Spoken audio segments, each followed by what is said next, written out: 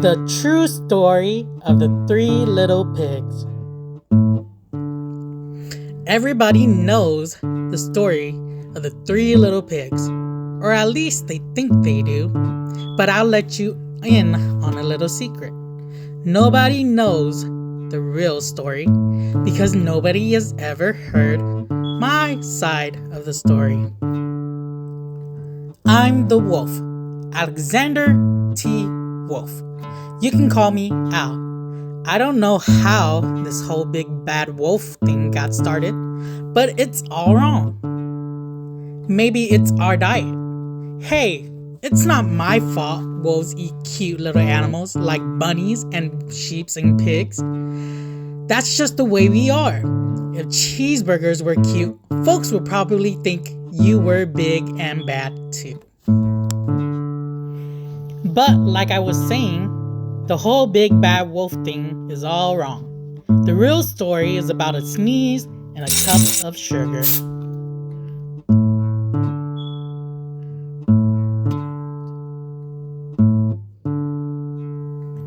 Way back in Once Upon a Time, I was making a birthday cake for my dear old granny. I had a terrible sneezing cold. I ran out of sugar. So I walked down the street to ask my neighbor for a cup of sugar. Now this neighbor was a pig, and he wasn't too bright either. He built his whole house out of straws. Can you believe it? I mean, who in his right mind would build a house of straws? So, of course, the minute I knocked on the door, it fell right in.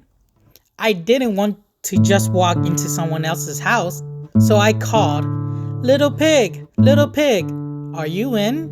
No answer. I was just about to go home without a cup of sugar for my dear old granny's birthday cake. That's when my nose started to itch. I felt a sneeze coming on.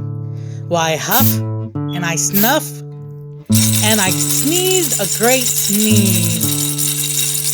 And you know what? The whole darn straw house fell down.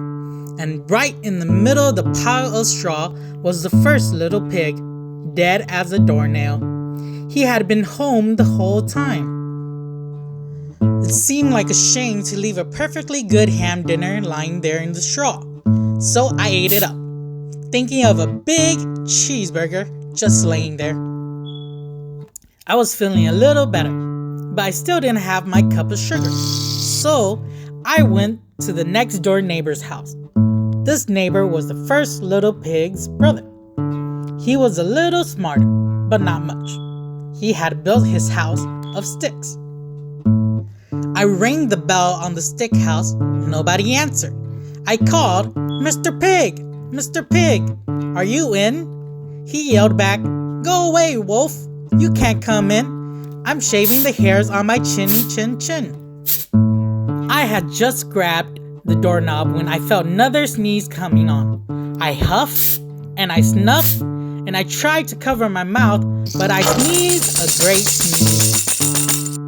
And you're not going to believe it, but this guy's house fell down just like his brother's. When the dust cleared, there was a second little pig, dead as a doornail. Wolf's honor. Now you know food will spoil if you just leave it out in the open. So I did the only thing there was to do. I had dinner again. Think of it as a second helping. I was getting awfully full, but my cold was feeling a little better. And I still didn't have the cup of sugar for my dear old granny's birthday cake. So I went to the next house. This guy was the first and second little pig's brother. He must have been the brains of the family. He had built his house of bricks. I knocked on the brick house. No answer. I called, Mr. Pig, are you in? And do you know what the rude little porker answered? Get out of here, wolf. Don't bother me again. Talk about impolite.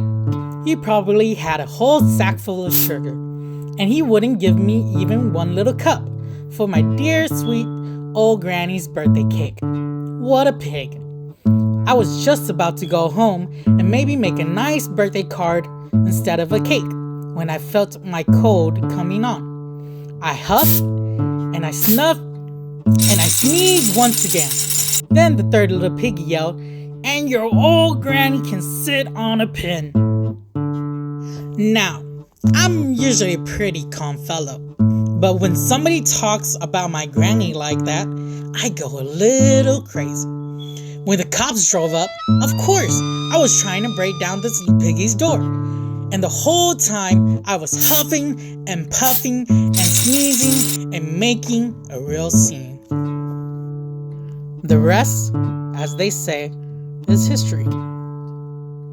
The news reporters found out about the 2 pigs I had for dinner.